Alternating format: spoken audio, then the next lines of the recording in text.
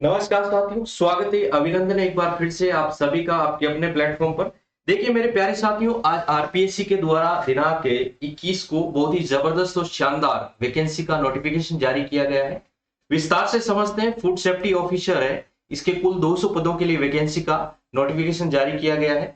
तो इसके बारे में विस्तार से हम समझते हैं कि कौन कौन इसके लिए एलिजिबल है, क्वालिफिकेशन क्या क्या होनी चाहिए, योग्यताएं क्या क्या होनी चाहिए, कौन इसके लिए फॉर्म फिल कर सकता है।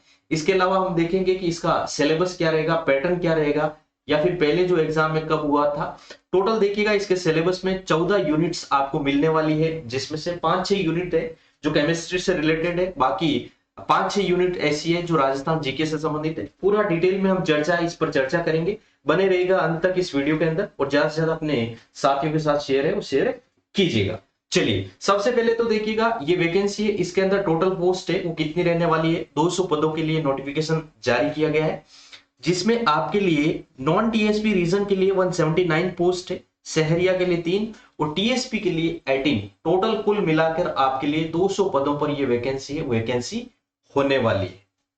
आगे देखिएगा क्वालिफिकेशन की अगर हम बात करें, इसके लिए शैक्षणिक योग्यताएं क्या क्या होनी चाहिए। देखिएगा डिग्री का मतलब चाहे तो आपकी बैचलर ऑफ इंजीनियरिंग हो, या फिर बीएस हो, बैचलर ऑफ साइंस हो, या फिर बीएससी हो, जो भी आपकी डिग्री कर रखी है, मतलब ग्रेजुएशन की आपकी डिग्री होनी चाहिए। वो आप फूड टेक्नोलॉजी में हो, चाहे डेयरी टेक्नोलॉजी में हो, बायोटेक्नोलॉजी में हो, ऑयल टेक्नोलॉजी में हो, या फिर एग्रीकल्चर साइंस में हो, वेटनरी साइंस में हो, बायोकेमिस्ट्री में हो, या फिर माइक्रोबायोलॉजी के अंदर आपकी क्या है डिग्री हो सकती है।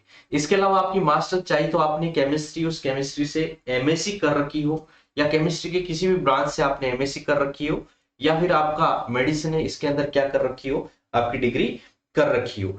इसके अलावा देखिएगा इसके इक्विवेलेंट अगर आपकी कोई भी दूसरी क्वालिफिकेशन है, या एमएस, या जो हमारी बीई या एमई जो कर रखा है, या एमटेक कर रखा है, वो आपके लिए क्या है एलिजिबल है। आप अगर ये क्वालिफिकेशन रखते हो तो इस वैकेंसी के लिए आप एलिजिबल हो। इसके अलावा आपके पास में क्या है, ये ट्रेनिंग जो सर्टिफिकेट है वो भी आपके पास में होना चाहिए। ठीक है भाई, तो ये आपकी क्या हो गई, एजुकेशनल योग्यताएं है, जो शैक्षणिक योग्यताएं है वो आप फुलफिल करते हो तो आप इस वैकेंसी के लिए एलिजिबल हो। अगर देखिएगा आपके पास में आपकी डिग्री चल रही है तो भी आप क्या इसके लिए एलिजिबल हो, वो सभी वैकेंसी के लिए है। अपीयरिंग वाले भी इसके लिए फॉर्म में फिल कर सकते हैं। सबसे प्यारी ब्यूटी इसके अंदर रहने वाली जो देखिएगा इसकी ग्रेड पे है 4200 ग्रेड पे, और लेवल 11। भाई साहब समझिएगा ऑफिसर रैंक की जो पोस्ट है, पोस्ट आपके यहाँ पर होने वाली है।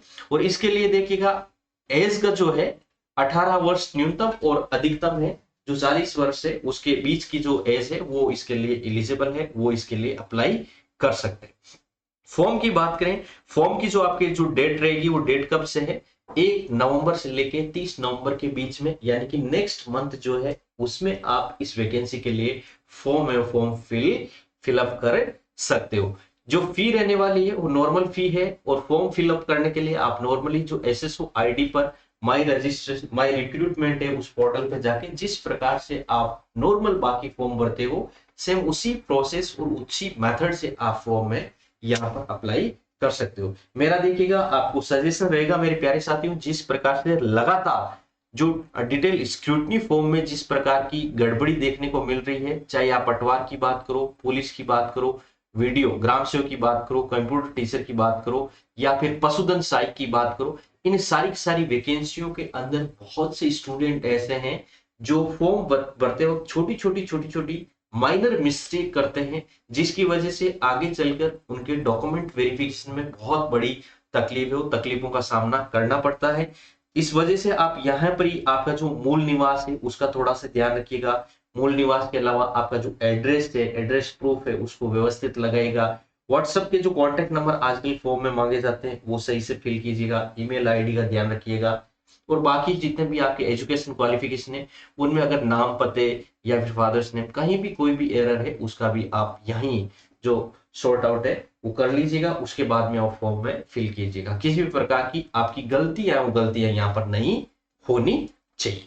चलिए भाई, अब देखिएगा, अब प्योरली हम समझते हैं कि इस एग्जाम के अंदर आपके जो 2019 में जो आपका एग्जाम हुआ था उसका क्या पैटर्न था, और अभी जो नया जो पैटर्न होगा स्कीम ऑफ दिस एग्जामिनेशन जो रहने वाला है उसमें क्या डिफरेंस आपको मिलने वाला है। तो देखिए मेरे प्यारे साथियों, जो आपके ये जो एग्जाम है इसमें दो पार्ट इन्होंने किए। फर्स्ट पार्ट में जनरल नॉलेज ऑफ राजस्थान, यानी कि आपके राजस्थान है उस राजस्थान की हिस्ट्री रहने वाली है, हिस्ट्री के अलावा कल्चर रहने वाला है, आर्ट एंड कल्चर रहने वाला है, कल्चर के अलावा आपका इकोनॉमिक्स रहने वाला है, राजस्थान की ज्योग्राफी रहने वाली है, इसके अलावा राजस्थान इस राजस्थान का करंट अफेयर्स है वो आपका रहने वाला। तो ये यहाँ पर पोर्शन है जो 40 सवाल आपके पूछे जाएंगे, जो टोटल मार्क्स आपके कितने रहेंगे 40 मार्क्स का रहेगा।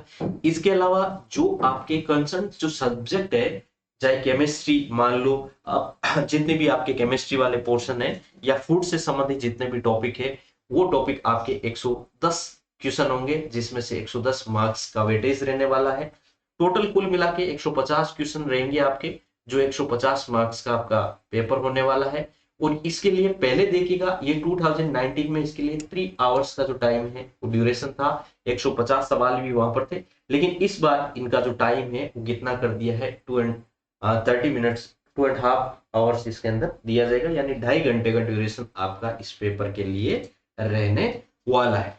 देखिएगा और डिटेल से समझे तो इसमें माइनस मार्किंग रहने वाली, नॉर्मल बाकी जितने भी पेपर जिस पैटर्न के होते हैं उसी पैटर्न का आपको ये भी पेपर मिलने वाला है।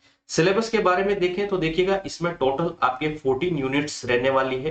तो एक एक 1 बाय 1 यूनिट्स में आपको बता देता हूं कि कौन से यूनिट में कौन से टॉपिक आपके रहने वाले।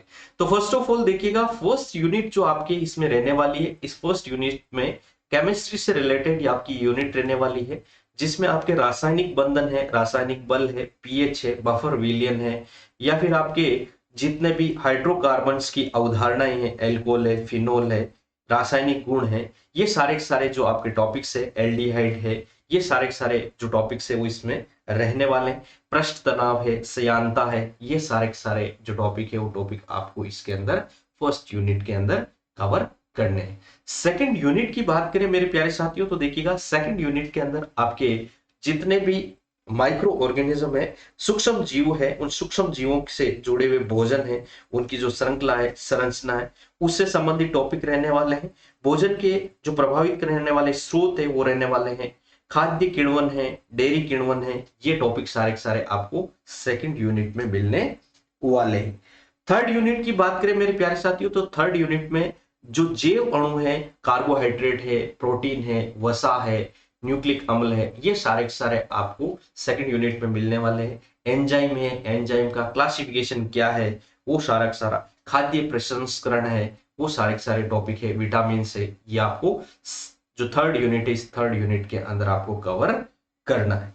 इसके बाद में देखिएगा मेरे प्यारे साथियों जो आपकी फोर्थ यूनिट है, इसके अंदर क्लासिफिकेशन ऑफ 5 किंगडम्स है, इसको आपको क्या करना है, कवर करना है। इनके रिलेटेड जितने भी आपके टॉपिक है वो टॉपिक आप यहाँ पर कवर करने। भोजन है, मानव का भोजन कैसा होता है, भोजन के अलावा जितने भी कोशिकाएं हैं उनके बारे में आपको देखना है, ऊतक के बारे में देखना है, जो मानव शरीर है उसका पोषण क्या होता है, पाचन कैसा होता है, श्वसन कैसा होता है, ये सारे सारे जो टॉपिक है वो टॉपिक आपके किस में रहने वाले हैं, इसे फोर्थ यूनिट के अंदर रहने वाले हैं। पाचन है, श्वसन है, ठीक है, ये सारे जो टॉपिक है वो टॉपिक आपके उत्सर्जन है, तो ये तंत्रिका तंत्र है, ये सारे टॉपिक आपके फोर्थ यूनिट है, इस फोर्थ यूनिट के अंदर रहने वाले हैं। इसके बाद में जो फिफ्थ यूनिट है आपके अनुवांशिक जो है, उस अनुवांशिकता वाली जो टॉपिक है वो टॉपिक आपके इसमें रहने वाले हैं। जो जैव प्रौद्योगिकी है वो भी आपका टॉपिक इसी में रहने वाला है। जो मानव विचलन वगैरह वाले टॉपिक है वो भी सारे इसी के अंदर आपके टॉपिक रहने वाले हैं।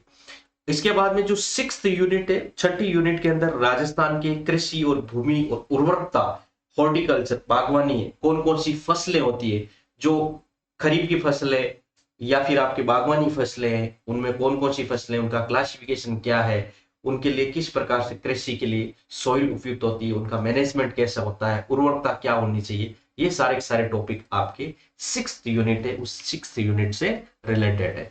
इसके बाद में देखिएगा आपका जो सातवीं यूनिट है मेरे प्यारे साथियों, उसके अंदर राजस्थान है, इस राजस्थान के अंदर जो पशुधन है, पशुधन कैसा है, उस पशुधन के अंदर आपका प्रोडक्शन कैसा है, पोल्ट्री कैसी है, मुर्गी पालन कैसा है, इसके अलावा आपका मिल्क उत्पादन है, दूध उत्पादन कैसा है, डेयरी उद्योग कैसा है, ये सारे जो टॉपिक है आपके 7th यूनिट के अंदर आने वाले। 7वीं यूनिट के बाद में जो 8वीं जो यूनिट है आपके भारत और राजस्थान दोनों से रिलेटेड, जो आपकी खाद्य प्रौद्योगिकी है उसकी वर्तमान स्थिति क्या क्या है, आगे किस प्रकार से उसको इंप्रूव किया जा सकता है, या फिर इससे संबंधित क्या क्या आपकी जो नियमावली है, या पैकेजिंग कैसी होनी चाहिए, सुरक्षा के जो मानक है वो मानक क्या होने चाहिए, ये सारे के सारे आपके यूनिट 8 का पार्ट माना गया है भाई। इसके बाद में देखिएगा सारा का सारा अपना ही पोर्शन है भाई। 9th यूनिट की बात करें तो 9वीं यूनिट में राजस्थान का जो इतिहास है, चाहे प्राचीन सभ्यताओं की बात करें, प्राचीन इतिहास है वो इतिहास है। इसके बाद में आपका राजपूत युग है, यानी कि राजस्थान के जितने भी मेजर राजवंश है, चाहे गोइल हो, कछावा हो, राठौड़ हो, ये बड़े जो चौहान राजवंश है इससे संबंधित आपके सवाल पूछे जाएंगे। फिर आपका मॉडर्न जो राजस्थान का इतिहास है, जिसमें चाहे आप जो सामाजिक और राजनीतिक जागरण हुआ है, या 19वीं शताब्दी में जितने भी आपके आंदोलन हुए, किसान आंदोलन हो, जनजाति आंदोलन हो, 1857 की क्रांति हो, वो सारे के सारे इसमें रहेंगे। पॉलिटिकल स्ट्रगल है, एकीकरण है, प्रजामंडल आंदोलन है, वो सारे के सारे यूनिट 9 का पार्ट है। यूनिट 10 में मेरे प्यारे साथियों आर्ट एंड कल्चर जो राजस्थान का है उसके अंदर मंदिर है, महल है, उसकी स्थापत्य कला किस प्रकार की है, पेंटिंग स्कूल कौन सी, चित्रकला के बारे में ध्यान रखना है। इसके अलावा आपके देखिएगा जो लोक संगीत है, वाद्य यंत्र है, इसके अलावा नृत्य है, उसके अलावा नाट्य है, ये सारे के सारे यूनिट 10 का पार्ट आपको है। देखिए मित्रों, अगर आपको इस सिलेबस का हिंदी वर्जन चाहिए तो आप हमारे टेलीग्राम ग्रुप से जुड़ सकते हो, @all RPSC एग्जाम्स के नाम से आप सर्च कर लीजिएगा, आपको मिल जाएगा। बाकी आपको डिस्क्रिप्शन में भी मिल जाएगा, डिस्क्रिप्शन पे भी आप हमारे से जुड़ सकते हो, वहां से लिंक पर क्लिक करोगे तो सीधे आप हमारे ग्रुप्स में आ जाओगे, ठीक है भाई। वहां पर आपको ये जो यूनिट 9 से 9, 10, 11, 12, 13, 14 यूनिट है, इसके लिए तो आपको बिल्कुल बेफिक्र रहना है। कंप्लीट आपको ई बुक्स है, वो ई बुक्स आपको फ्री में यहाँ पर अवेलेबल है, जिससे आप उस नोट से या ई बुक से अपना ये वाला जो पोर्शन है बहुत अच्छे और बेहतरीन तरीके से आप कवर है वो कवर कर सकते हो। किसी भी प्रकार की आपको टेंशन नहीं होगी और एक भी मार्क्स आपका कटने वाला नहीं है भाई, ठीक है। इसके अलावा आपकी जो 11th यूनिट है इसके अंदर आपके लोक संत है, लोक देवी देवता है, इसके बारे में है। इसके अलावा राजस्थान की जितनी भी बोलियां हैं, भाषाएं हैं, साहित्य है, ये सारा का सारा आपका यूनिट 11 का पार्ट है।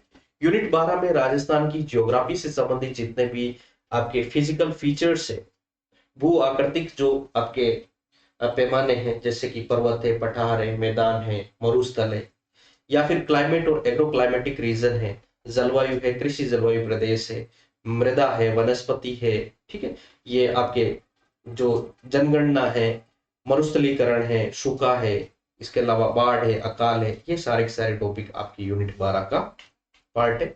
12 के बाद में यूनिट 13 की अगर हम बात करें तो यूनिट 13 के अंदर राजस्थान है, इस राजस्थान की जो इकोनॉमी है इससे रिलेटेड या जो डेटा है उसमें आपको देखिएगा जो मिनरल्स है, मेटेलिक मिनरल्स है, नॉन मेटेलिक मिनरल्स है, ऊर्जा संसाधन है, इसके अलावा आपके ऊर्जा स्रोत है, ठीक है, उद्योग है, उद्योगों के अंदर आपके कपड़ा उद्योग है, शुगर उद्योग है, ये बड़ी इंडस्ट्री है, उससे रिलेटेड आपके सवाल इसमें पूछे जाएंगे।